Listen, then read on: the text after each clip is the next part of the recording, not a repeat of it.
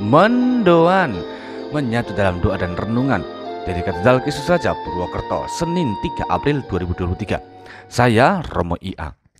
Saudara-saudari, selamat pagi. Semoga rahmat Tuhan menaungi kita sehingga perjalanan iman selama pekan suci kita ini ke depan beroleh rahmat kebangkitan, tentunya bersama Kristus Tuhan. Mari kita bekali diri dengan sabda. Hari ini diambil dari Injil Yohanes bab 12 ayat 1 sampai dengan 11. Dalam nama Bapa dan Putra dan Roh Kudus. Amin. Tuhan bersamamu dan bersama rohmu.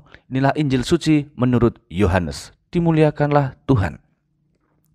6 hari sebelum Paskah, Yesus datang ke Betania, tempat tinggal Lazarus yang ia bangkitkan dari antara orang mati.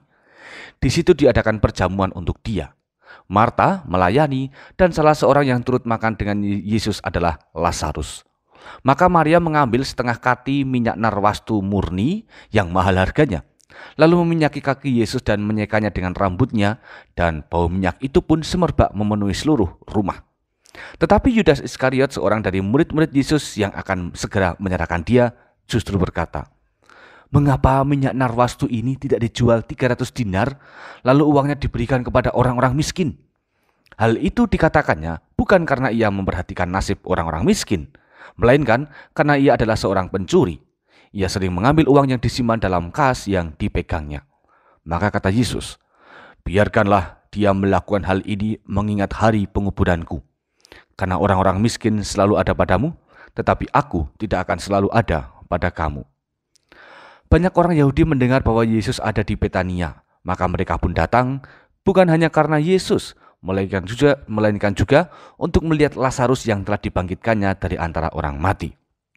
Lalu para imam kepala akhirnya bermufakat untuk membunuh Lazarus juga, sebab karena dialah banyak orang Yahudi meninggalkan mereka semua dan percaya kepada Yesus. Demikianlah sabda Tuhan. Terpujilah Kristus.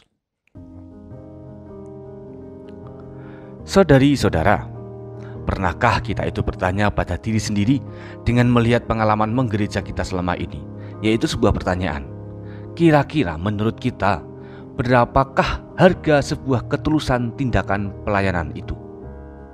Tentu ada aneka jawaban dengan melihat pengalaman masing-masing selama ini.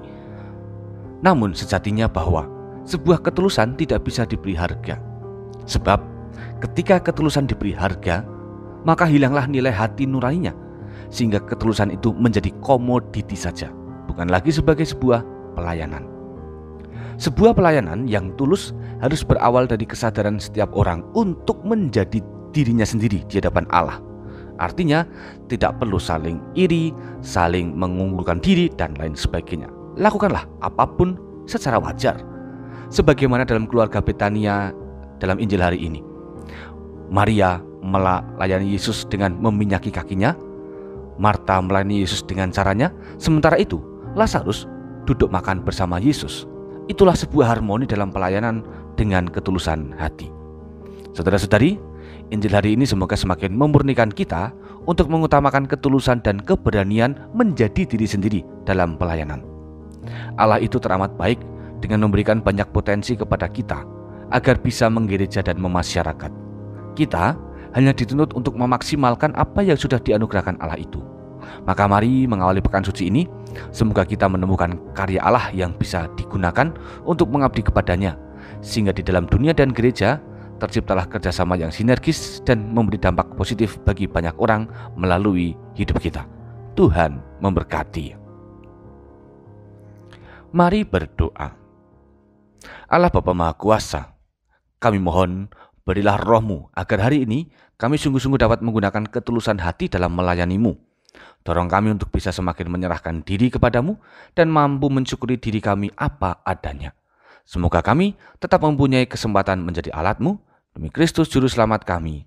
Amin.